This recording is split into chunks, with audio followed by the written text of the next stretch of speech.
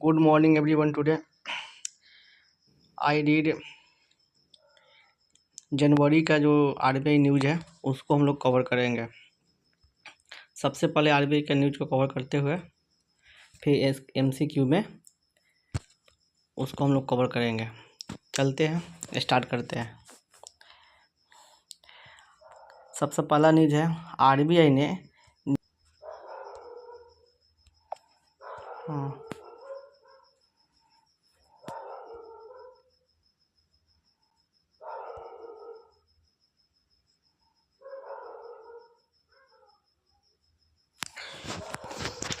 तो फिर से इसको कवर करते हैं। जैसे कि देख सकते हैं कि आरबीआई जो है 4 गो कर्नाटक का बैंक है, उस पर 5.50 लाख रुपए जमा लगाया है। सबसे पहला है भारत सहकारी बैंक लिमिटेड, इस पर 3 लाख करोड़ रुपए जमा लगाया गया है। दूसरा है स्वामी विवेकानंद सहकारी बैंक लिमिटेड, इस पर 1 लाख रुपए जुर्माना लगाया गया है। और श्री बसवेश्वरा पटना सहकारी बैंक है, इस पे भी 1 लाख रुपया का जुर्माना लगाया गया है। और लास्ट है कि मंजरा महिला सहकारी बैंक लिमिटेड, इस पर 50,000 रुपये का जुर्माना लगाया गया है। आगे हम लोग देखते हैं। भारतीय रिजर्व बैंक एक नया प्रावधान पेश किया है जो तृतीय पक्ष यूपीआई अनुप्रयोगों के लिए पूर्ण KYC know your customer prepaid भुगतान उपकरण से तक अंगीकृत भुगतान इंटरफेस भुगतान से बनाना है। इसको 5 अप्रैल 2024 को घोषित किया गया था और व्यक्त रूप से अनुरूप है।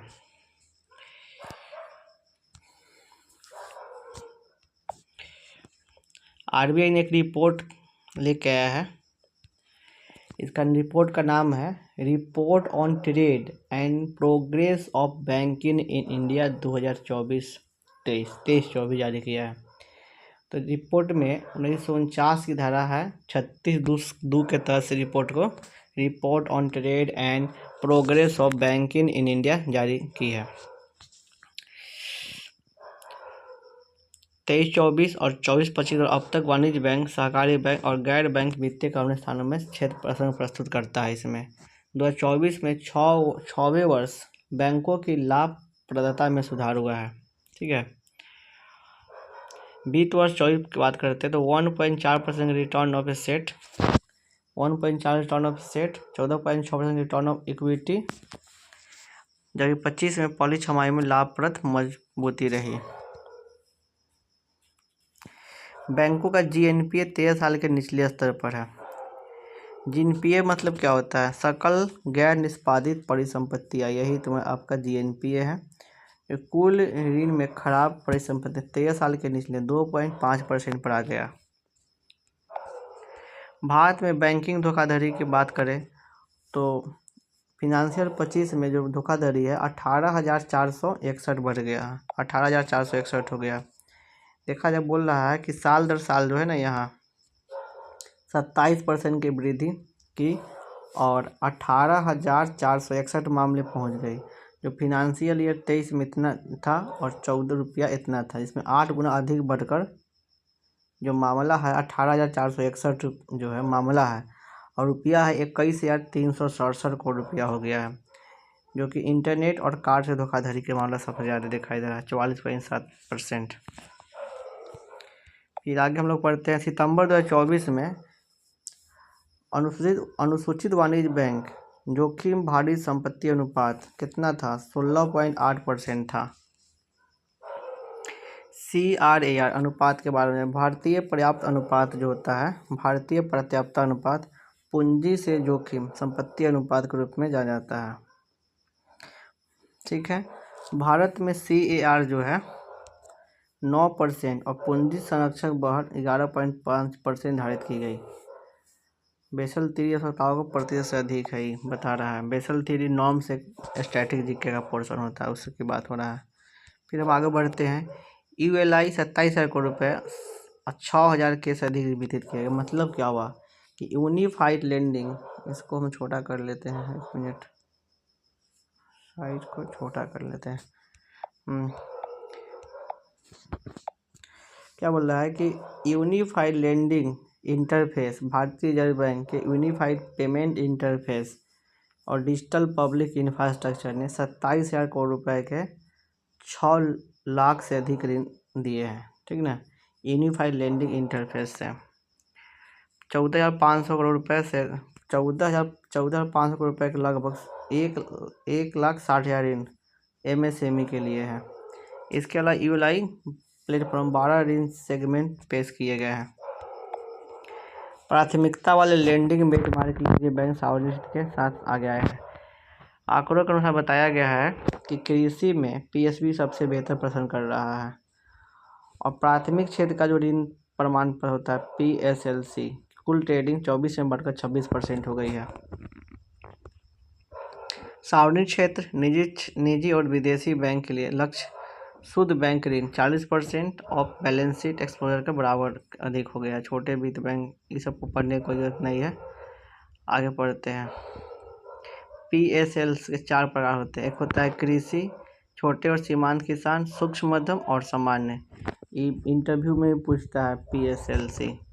प्राइवेट सेक्टर लेंडिंग सेक्टर, अब इतने सारा बात डाटा दिया है, उसको पढ़ने की कोई ज़रूरत नहीं, आगे बढ़ते हैं।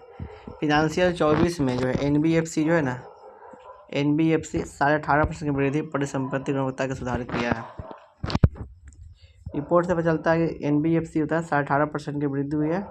पिछले वर्ष 17.4 था, अभी 18.5% वृद्धि दिखाई दे रहा है। भारतीय रिजर्व बैंक ने 12 जान लीजिए, इसकी स्थापना 1 अप्रैल 1935 को भारतीय रिजर्व बैंक की 34 के विधान के अनुसार किया गया था। अब मुंबई महाराष्ट्र में नया राज्यपाल आया है इसका, संजय मल्होत्रा। RBI ने फाइनेंशियल स्टेबिलिटी रिपोर्ट लाई है। RBI का ही रिपोर्ट होता है फाइनेंशियल स्टेबिलिटी रिपोर्ट। अब इसमें पढ़ेंगे इसके बारे में क्या क्या इसमें दिया हुआ है। देखिए, इस वित्तीय स्थिरता आगे पढ़ते तो छोड़ देते हैं यहाँ तक का। देखिए, फाइनेंशियल स्टेबिलिटी रिपोर्ट के बारे में जान लीजिए। ये जून और दिसंबर में RBI को जारी की जाने वाली एक अर्धवार्षिक रिपोर्ट है। हम जनवरी में पढ़ रहे हैं, लेकिन जून में इसको लागू किया गया था। मुख्य निष्कर्ष, अब इसके अनुसार जो है यहाँ से बताते हैं। देखिए, RBI का जो फिनेंशियल स्टेबिलिटी रिपोर्ट जो आया है ना, उसके अनुसार भारत का GDP कितना होगा, 6.6% होगा। कितना होगा, 6.6% भारत के GDP NPA सॉरी। और यहाँ पर दिखाया गया है कि फिनेंशियल ईयर 25 में जो है अप्रैल सितंबर के दौरान GDP 24 में H2 इतना था, लेकिन 6% से कम हो गई है इस बार। लेकिन अब भी जो है 6.6% रहेगा। आगे पढ़ते हैं, बहुत ज़्यादा बात है लेकिन सबको पढ़ना नहीं है, छोड़िए। अब यहाँ देखिए, GNP अनुपात जो है 12 साल के निचले स्तर पर 2.6 पर आ गया। अब क्या होता है GNP होता है सकल गैर निष्पादित परिसंपत्ति अनुपात, 12 साल के निचले स्तर पर 2.6 पर आ गया है, ठीक है। फिर उसके बाद देखा जाए तो 3 बैंक है जो कि जोखिमपूर्ण मीट्रिक प्रदर्शित करना जरूरी हो गया है। इसमें 3 बैंक की बात कर रहे हैं। 3 बैंक है कौन, 15 हो गया मुझे 3, उतना इसमें कोई खास नहीं। RBI के फ्रेमवर्क के बारे में बता, अंतर्राष्ट्रीय मुद्रा कोष। हाँ, यहाँ पर देखिए एक न्यूज है कि अंतर्राष्ट्रीय मुद्रा कोष IMF द्वारा पूंजी पर्याप्तता, परिसंपत्ति गुणवत्ता, प्रबंधन, तरलता, सिस्टम परीक्षण आधारित मैट्रिक्स के साथ विलय करके बैंकों की बेहतर मापता है। ये सब स्टैटिक का पोर्शन है। वित्तीय स्थिरता और विकास, जो गवर्नर है इसके संजय मल्होत्रा है, मुंबई महाराष्ट्र में 26वें गवर्नर। बोले थे ना कि 26वें गवर्नर है। मुंबई महाराष्ट्र में 1935 स्थापना किया गया था। 1 जनवरी 2025 से निष्क्रिय और शून्य शेष खातों को बंद कर दिया गया। RBI का न्यूज है, बहुत इंपॉर्टेंट न्यूज है, यहाँ से देख सकते हैं हम लोग। 1 जनवरी, डेट याद रखिए, 1 जनवरी 2025 से शुरू होने वाला है। निर्देश के अनुसार 3 प्रकार के खाता है। एक है प्रस्तुत खाता, निष्क्रिय खाता और शून्य शेष खाता है, जो कि शामिल किया गया है। इस सबको बंद कर दिया जाएगा 1 अप्रैल 2025 से। देखिए, खाता का प्रकार यहाँ दिया हुआ है। प्रस्तुत खाता किसको बोलते हैं, 2 साल या उससे अधिक समय तक कोई लेन देन गतिविधि नहीं हुआ है, वो प्रस्तुत खाता कहलाएगा। निष्क्रिय खाता कौन है, जो 12 महीने माने 1 साल और समय से निष्क्रिय, उसे बंद कर दिया गया, वो भी जिसका ये खाता हो गया। एक शून्य शेष खाता होता है, इसमें लंबे समय तक शून्य शेष राशि बनी रहती है, मतलब कि शेष राशि में जीरो बैलेंस है, तो ये भी इसको भी बंद कर दिया जाएगा। खाताधारकों के लिए बंद होने से बचने का एक कदम है। अब इसका बचने का कदम क्या है छोड़िए, वो मेन वहाँ था। नया फिक्स डिपॉजिट आया है। अब नियम लगा है कि 1 जनवरी 2025 से लागू हो जाएगा। कैसा है, तो हाउसिंग फाइनेंस और गैर बैंकिंग वित्तीय कंपनी NBFC के साथ फिक्स डिपॉजिट के निर्देश से जारी की गई 1 जनवरी 2025 से लागू हो जाएगा। इसमें बता रहा है कि 10,000 रुपये तक की छोटी जमा राशि के लिए बिना ब्याज जमा करने के 3 महीने के भीतर पूरी तरह राशि निकाल सकते हैं। दूसरा है कि मूल राशि का 50% या 5 लाख रुपए तक की निकासी कर सकते हैं। तो दो को यहाँ बैंक के अथी चालू, अब खाता का प्रकार क्या होता है देख लीजिए। चालू खाता है, वेतन खाता होता है, फिक्स डिपॉजिट होता है, RD है, ये सब खाते का प्रकार है। इसको हम लोग देखने नहीं, इसका अभी कोई मेन फंक्शन काम नहीं करेगा ये। आगे बढ़ते हैं हम लोग। RBI ने फाइनेंशियल सर्विसेज लिमिट पर व्यावसायिक प्रतिबंध को हटा दिया है। देखिए, आरोहण फाइनेंशियल नाम है इसका, आरोहण फाइनेंशियल भारतीय रिजर्व बैंक ने शुरू किया गया शहर में पश्चिम बंगाल, कोलकाता पश्चिम बंगाल में स्थित है। माइक्रो फाइनेंस संस्थान है। आरोहण फाइनेंशियल सर्विस लिमिटेड पर प्रतिबंध हटा दिया गया है। कहा कि इसमें न 17 अक्टूबर को ही 4 गैर बैंक कंपनी पर 21 अक्टूबर 2024 को कारोबार बंद होने के प्रभाव से स्वीकृत किया गया था। इस पर बैन लगा दिया गया था, जो कि अब इसको हटा दिया गया। फिर आगे हम लोग पढ़ते हैं। भारतीय रिजर्व बैंक जून तक FRSB के ब्याज दर की बरकरार रखी है। बोली है कि घोषणा की RBI ने कि 1 जनवरी से 30 जून 2025 तक की अवधि के लिए बोलते हैं इसको RBI फ्लोटिंग रेट। देखिए, RBI floating rate bonding board से योग, फ्लोटिंग रेट सेविंग बॉन्ड्स मैंने कर योग है, जो कि ब्याज दर 8.05% रहेगी, 8.05% रहेगी। राष्ट्रीय बचत प्रमाण पत्र पर 7.70 और 0.35 के अतिरिक्त प्रभार शामिल है। इसमें कहता है यहाँ ब्रांड न्यूनतम 1,000 रुपये से निवेश की आवश्यकता है, 1,000 रुपया इसमें निवेश की आवश्यकता है। उसके बाद आगे पढ़ते हैं हम लोग यहाँ से। क्रेडिट इंफॉर्मेशन रिपोर्ट MD जारी किया। MD का मतलब क्या होता है, मास्टर डायरेक्शन। रिजर्व बैंक ने ग्राहक क्रेडिट इंफॉर्मेशन रिपोर्ट संबंध में master direction reserve bank of India 2025 को जारी किया। देखिए, यहाँ पर एक मेन है, क्रेडिट इंफॉर्मेशन कंपनी जो है ना, इसका अधिनियम 2005 है और धारा 11 के तहत इसको सक्रिय है इसको जारी करने का। बस इतना ही है और इसमें कुछ बात नहीं है विशेष। आगे देखते हैं ना, क्रेडिट इंफॉर्मेशन कंपनी के बारे में दिया है, कौन होता है, इसको भी पढ़ने की कोई जरूरत नहीं। आगे देखते हैं हम लोग। अब यहाँ से मेन अगर स्टैटिकली देखा जाए तो यहाँ मेन हो सकता है कि RBI के 4 क्रेडिट इंफॉर्मेशन कंपनियाँ, वो है credit information bureau limited CIBIL, दूसरा है Equifax credit information service private limited, तीसरा experiential credit information company of India private limited, चौथा है CRIF high market credit information service private limited, जो कि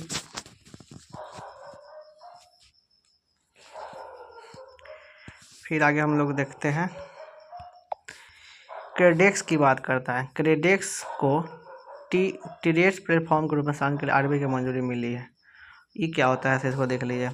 ये कर्नाटक में स्थित है। क्रेडेक्स भारत के सबसे आपूर्ति श्रृंखला वित्त मंच को भारतीय रिजर्व बैंक से ट्रेड रिसेबल्स डिस्काउंटिंग सिस्टम प्लेटफॉर्म के रूप में काम करने का मंजूरी मिला है। जैसे ट्रेड्स का मतलब क्या होता है, trade receivables discounting system platform शुरू करने के काम को मंजूरी मिला किसको, क्रेडेक्स को। नया व्यवसाय है DTX, डोमेस्टिक ट्रेड एक्सचेंज नाम के तहत संचालित होगा। Credex of receivables exchange of India, M1 exchange inverter mart और cash flow optimization factoring solution के बाद यह लाइसेंस काम करने 5वीं कंपनी है। ठीक है, आगे हम लोग देखते हैं इसको और इसकी पात्रता क्या है, सब देख लीजिए। क्रेडेक्स की बात करते हैं तो ट्रेस प्लेटफॉर्म में स्थापित करने कंपनी के पास न्यूनतम 25 करोड़ रुपये की चुकता इक्विटी होनी चाहिए, 250 करोड़ रुपये या उससे अधिक के टर्नओवर व्यवसाय वाले प्लेटफॉर्म पंजीकरण करना क्या अनिवार्य है। इसके अतिरिक्त भाग लेने विक्रेता और 1 वर्ष से अधिक समय के परिचालन अनिवार्य होना चाहिए। चलिए अब आगे से पढ़ते हैं दूसरा न्यूज में क्या बोलता है कि 1 जनवरी 25 से 15 दिवसीय क्रेडिट रिपोर्ट रूल पेश किया गया है। आरबीआई ने भारतीय रिजर्व बैंक ने नए क्रेडिट रिपोर्ट रूल पेश किया जो कि यह सभी ऋणदाताओं के पिछले मासिक चक्र ब्याज हर 15 दिन कितना में मासिक चक्र के ब्याज हर 15 दिन में क्रेडिट ब्यूरो रिकॉर्ड अपडेट करना होगा 15 दिन में, जो कि 1 जनवरी 2025 से लागू होगा। डेट याद कीजिए, 1 जनवरी 2025 से लागू होगा और हर एक 15 दिन में इसका जो होता है ना ऋणदाता के मासिक चक्र का ब्याज इसको अपडेट करना होगा। चलिए आगे पढ़ते हैं दूसरा न्यूज को। करा कि आरबीआई हब ने महिलाओं के वित्तीय समावेशन के लिए स्वनारी कथी नाम है इसका स्वनारी टेक स्पीड 3.0 लॉन्च करने के लिए IIM मतलब अहमदाबाद IIM अहमदाबाद का सांसदारी किया है। इतना ही क्वेश्चन है बस, और कुछ नहीं। बस बोल रहा कि भारतीय रिजर्व बैंक ने नवाचार और पूर्ण स्वामित्व वाली company reserve bank hub innovation hub RBI का है, गुजरात में स्थित है अहमदाबाद। देखिए प्रबंधन संस्थान अहमदाबाद के स्टार्टअप इनक्यूबेटर वेंचर्स जो है सोनारी टेक स्पीड 3.0 के साथ तीसरे समूह को लॉन्च करने की सरदारी की है। इतना ही बस। इसमें अगर देखा जाए टर्नओवर की बात करते हैं, 15 से 64 वर्ष की आयु की 556 मिलियन अधिक महिला जो वित्तीय सेवाओं के अनुसार वंचित है, कि विश्व बैंक के अनुसार क्या है वित्तीय सेवाओं से वंचित है 556 मिलियन महिलाएं। आगे पढ़ते हैं रिजर्व बैंक इनोवेशन हब के बारे में जान लीजिए। कहता है कि इसके अध्यक्ष है सेनापति गोपाल कृष्णन और राजेश बंसल इसके CEO है। बेंगलुरु कर्नाटक में स्थापना 2022 में किया गया था। न्यूज आरबीआई का ही है कि आरबीआई ने ऋणदाता द्वारा शुरू किए गए सुधारात्मक उपाय और उचित ऋण मूल्य नियामक दिशा निर्देश का पालन करने की उनकी प्रेरता के बाद चेन्नई तमिलनाडु में स्थित आशीर्वाद माइक्रो फाइनेंस लिमिटेड जो और नई दिल्ली में स्थित है DMI फाइनेंशियल प्राइवेट लिमिटेड को प्रतिबंध से हटा दिया है। 2 गैर बैंकिंग वित्तीय कंपनी 21 से 24 को कारोबार बंद होने से प्रभावी के रूप में स्वीकृत और वितरित करने के लिए रोक दिया गया था। नेक्स्ट चलते हैं आरबीआई से ही है। आरबीआई ने घाटे के बीच बैंकिंग तरलता बढ़ाने के लिए VRR परिचालन का निर्णय लिया। देखिए VRR क्या होता है। भारतीय रिजर्व बैंक ने अगली सूचना तक दैनिक आधार पर वेरिएंटेबल रेट रेपो नीलामी आयोजित करने का निर्णय लिया है। इस कदम में घाटे के बीच बैंकिंग तरलता को बढ़ावा मिलेगा। 16 जनवरी 2025 को आयोजित की गई थी जिसका मूल्य है 50,000 करोड़ रुपया था। 50,000 करोड़ रुपया। अब प्रमुख बिंदु में क्या बता रहा है इसे देख लेते हैं। 2024 से शुरू होने पखवाड़े सभी बैंकों के नकद आरक्षित अनुपात यानी CRR 25 आधार अंकों को 2 बराबर किस्तों में जमा राशि 4% तक कम करने का निर्णय लिया गया है। 4% तक कम करने का निर्णय लिया गया है। नेक्स्ट पढ़ते हैं आरबीआई का न्यूज। आरबीआई ने अंतर्राष्ट्रीय व्यापार के लिए रुपया होता है जो कि भारतीय रुपया और अन्य स्थानीय मुद्रा के उपयोग को प्रोत्साहित करने के लिए विदेशी मुद्रा प्रबंधन अधिनियम 1999 के नए उपाय पेश किए हैं। फेमा बोलते हैं इसको। इसमें अब उपाय क्या है देखना होगा। ये थोड़ा सा नहीं अटपटा क्वेश्चन है। भारतीय बैंक की विदेशी शाखा भारत से बाहर के व्यक्तियों या संस्थाओं के लिए INR खाता खोल सकती है। दूसरा है कि गैर निवासियों को अब पर्यावर्तनीय INR खाता शेष राशि का उपयोग करके अन्य गैर निवासियों के साथ वैध लेन देन की अनुमति है। इन खातों में विशेष निवासी रुपया खाता, विशेष रुपया भस्ट्रो खाता शामिल है। इसके अतिरिक्त है शेष राशि का उपयोग गैर ऋण साधनों में प्रत्येक विदेशी निवेश जैसे लिए जा सकते हैं। भारतीय निर्यातकों के पास अब विदेश में विदेशी मुद्राओं के खाते खोलने की सुविधा होगी। ठीक है, इतना तो देख लिए हम लोग। अब आगे बढ़ते हैं विशेष गैर निवासी रुपया के बारे में जान लीजिए। ये क्या भारत जो होता है विशेष गैर निवासी रुपया भारत में एक बैंक खाता है जो भारत के बाहर स्थित व्यक्ति और संस्थाओं को भारतीय रुपये में धन रखने की अनुमति देता है। ठीक है, पाकिस्तान और बांग्लादेश के नागरिकों या संस्थाओं को SNR खाता खोलने के लिए भारतीय रिजर्व बैंक से पूर्व अनुमोदन की आवश्यकता होती है। देखिए, इसलिए क्या है कि पाकिस्तान और बांग्लादेश पहले इंडिया के भाग थे, तो ये बाहर के भारत वाला नहीं कहलाते हैं, इसलिए इनको नहीं ये सुविधा नहीं मिलता है। विशेष रुपया भस्ट्रो खाता के बारे में जान लीजिए। विशेष रुपया भस्ट्रो खाता क्या होता है? देखिए, अंतर्राष्ट्रीय व्यापार के लिए इंडियन रुपये में बढ़ावा देने के लिए विशेष भस्ट्रो खाता लॉन्च किए गए हैं। ठीक है, अब हम लोग फिर आगे बढ़ते हैं, दूसरा न्यूज़ देखते हैं। RBI 2024-25 के लिए NBFC की ऊपरी परत को सूची जारी की है। अब क्या होता है ये ऊपरी सूची? भारतीय रिजर्व बैंक जो 24 और 25 के लिए NBFC के लिए स्केल आधारित विनियमन के अंतर्गत ऊपरी परत खंड में NBFC सूची जारी की है। इसमें क्या है ना, टाटा सन्स प्राइवेट लिमिटेड को NBFC EUL सूची में बरकरार रखा, जबकि NBFC के रूप में उसका पंजीकरण रद्द करने का अनुरोध जांच का दिन है। सूची में 15 कंपनियां शामिल हैं। इसमें NBFC की बात करते हैं, जिसमें भारतीय जीवन बीमा निगम LIC, housing finance limited, Bajaj finance limited और श्रीराम फाइनेंस शामिल हैं। देखिए, प्रमुख बिंदु में यहाँ मेन बिंदु तो यही है कि LIC, housing finance limited, Bajaj finance limited, Shriram finance limited 15 को है, लेकिन चौथा टाटा सन्स प्राइवेट लिमिटेड और चोलामंडलम है। 5 को याद करते 4 तक, 15 टोटल 15 है इसमें दिया हुआ। देखिए, बेस लेयर होता है, ये सब पढ़ने की जरूरत नहीं, आगे पढ़ते हैं हम लोग। RBI ने ARC उधारकर्ता निपटान के लिए संशोधित दिशा निर्देश पेश किए हैं। रिजर्व बैंक ऑफ इंडिया ने मासिक direction reserve bank of India asset reconstruction company 2024 के तहत एसेट रिकंस्ट्रक्शन कंपनी को उधारकर्ता को दे बकाया राशि हटाने के लिए दिशा निर्देश जारी किए हैं। इसमें क्या है ना कि सरफेसी एक्ट होता है 2002 के तहत धारा 9-12 के तहत किया गया है। इसका जो नहीं समझ में आ रहा है ना, तो इसको हम लोग MCQ में देखेंगे, हमको भी नहीं समझ में आ रहा उतना अच्छा से। बकाया राशि के आधार पर बकाया राशि के निपटान के मानदंड।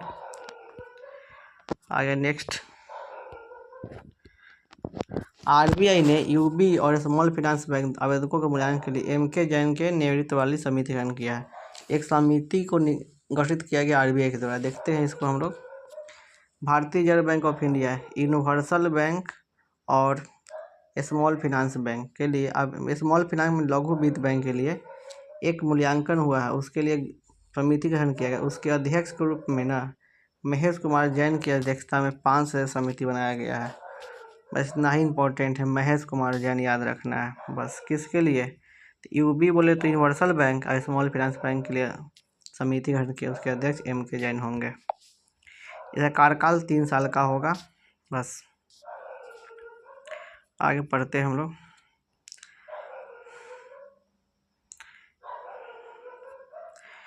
स्काई कथी बोलता है यहाँ पर, स्काइडो को क्रॉस बॉर्डर पेमेंट के लिए पेमेंट एग्रीगेटर के रूप में RBI से मंजूरी मिली है। कर्नाटक में एक फिनटेक कंपनी है स्काइडो टेक्नोलॉजी प्राइवेट लिमिटेड, उसको जो है ना पेमेंट एग्रीगेटर क्रॉस बॉर्डर, माने अलग देश से जो पैसा आता है ना उसी को बोलते हैं हम। एग्रीमेंट हुआ है क्रॉस बॉर्डर, माने बॉर्डर को पार करके पैसा आना, को मंजूरी मिला है किसको? स्काइडो को, जो कि उसके थ्रू पैसा हम लोग आदान प्रदान कर सकते हैं। स्काइडो वाशिंगटन संयुक्त राज्य अमेरिका की मुख्यालय वाली एक अमेरिकी राष्ट्रीय कंपनी है। ठीक है, जो अमेजन से पेमेंट सर्विस प्रोवाइडर अनुमोदन भी प्राप्त कर लिया है। 2002 में स्थापित स्काइडो RBI की मंजूरी प्राप्त करने वाली क्रॉस बॉर्डर पेमेंट उद्योग की पहली कंपनी में से एक है।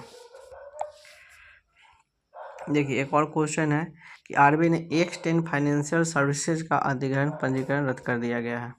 भारतीय रिजर्व बैंक डिजिटल ऋण नेताओं को कारण मुंबई महाराष्ट्र में स्थित एक्सटेंड फाइनेंशियल सर्विस लिमिटेड के प्रमाण पत्र को क्या किया है? रद्द कर दिया है। यहाँ पर पंजीकरण प्रमाण पत्र को रद्द कर दिया एक्सटेंड फाइनेंशियल सर्विसेज लिमिटेड को। किस लिए? डिजिटल ऋण परिचालन में अनियमितता के कारण। नेक्स्ट है लोन क्या है? बैंक प्रणाली में 1.5 लाख रुपए के डालने के लिए कई कदम उठाने की घोषणा। देखिए, अब RBI की बात करते हैं तो चरणबद्ध तरीके से 1.5 लाख रुपये से डालने के लिए कई कदम उठाने की घोषणा की है। RBI ने बैंकों को 1.5 लाख रुपया देगी व्यापार करने के लिए। अब कैसे कैसे देगी इसे देख लीजिए, ये सब इंटरव्यू का क्वेश्चन है। स्ट्रैटेजी में काम करता है, देख ओपन मार्केट ऑपरेशन के माध्यम से 20,000 रुपये के 3 किस्त देगी तो 60,000 करोड़ रुपया यहाँ से हो जाएगा। उसके बाद है 56 दिवसीय दर रेपो नीलामी के लिए 50,000 करोड़ रुपये की अधिसूचित राशि होगा। और यहाँ से बोल रहा है कि 31 जनवरी 2025 को 6 महीने की अवधि के लिए 5 बिलियन की खरीद बिक्री के स्वैप नीलामी घोषणा की है। तो इस तरह से पूरा सरकार जो है बैंकों के 1.5 लाख रुपए डालने की अनुमति दिया है। आगे पढ़ते हैं। RBI ने नियामकीय और अनुपालन के लिए जम्मू कश्मीर और bank of India Canara bank पर जुर्माना लगा दिया है। देखिए यहाँ पर है RBI ने क्या किया, नियामक दिशा निर्देश पालन करने में विफल रहने के लिए 3 प्रमुख बैंक पर जुर्माना लगाया है। सबसे पहले जम्मू कश्मीर बैंक। अब जम्मू कश्मीर बैंक की बात करें तो 3.310 करोड़ रुपये जुर्माना लगाया। और बैंकिंग विनिमय 49 के विशिष्ट प्रावधान का अनुपालन न करने के लिए बैंक ऑफ इंडिया पर 1 करोड़ रुपये जुर्माना। केनरा बैंक पर 1.63 करोड़ रुपये जुर्माना लगाया गया है। ठीक है, अब यहाँ से देखेंगे जम्मू कश्मीर स्थित है जम्मू कश्मीर बैंक लिमिटेड, मुंबई महाराष्ट्र में स्थित बैंक ऑफ इंडिया और कर्नाटक में स्थित है केनरा बैंक। फिर आगे पढ़ेंगे हम लोग इसको कि UCB बढ़ावा देने के लिए ना RBI ने क्या है NUCFDC की स्थापना की मंजूरी दी है। पूरे भारत में शहरी सहकारी निकाय बढ़ावा देने के लिए अम्ब्रेला संगठन के रूप में राष्ट्रीय शहरी वित्त विकास सहयोग की स्थापना को मंजूरी दी है। राष्ट्रीय शहरी वित्त और विकास सहयोग की स्थापना को मंजूरी दी है। केंद्रीय मंत्री अमित शाह सहकारिता मंत्रालय मुंबई महाराष्ट्र में अंतर्राष्ट्रीय सहकारिता वर्ष 2025 उद्घाटन समारोह के दौरान किया गया था। आगे पढ़ते हैं। देखिए यहाँ पर क्या है ना, स्टैटिक दिया हुआ है। इसके राष्ट्रीय शहरी सहकारी वित्त और विकास सहयोग के अध्यक्ष है ज्योति एम मेहता, प्रभात चतुर्वेदी, मुंबई महाराष्ट्र में इसकी स्थापना। RBI ने शासन और भुगतान के बीच AIHFPL बोर्ड अधिग्रहण किया। भारतीय रिजर्व बैंक ने लेखा परीक्षा में धोखाधड़ी शासन संबंधी निकाय को खुलासा होने के बाद शासन संबंधी मुद्दा और भुगतान चूक के कारण नई दिल्ली में एवियोम इंडिया हाउसिंग फाइनेंस लिमिटेड का निर्देश दिया है। और पंजाब नेशनल बैंक के मुख्य प्रबंधक राम कुमार को इसके प्रशासक नियुक्त किया गया है। राम कुमार, बस इतना ही इम्पोर्टेंट है इसमें और कुछ नहीं। अब सेबी का न्यूज है। अब सेबी का न्यूज पढ़ के हम लोग क्या करेंगे, इसमें इसको MCQ में देखेंगे। अब आज के लिए इतना ही, फिर RBI का न्यूज हम दूसरे मंथ का लेके आते हैं।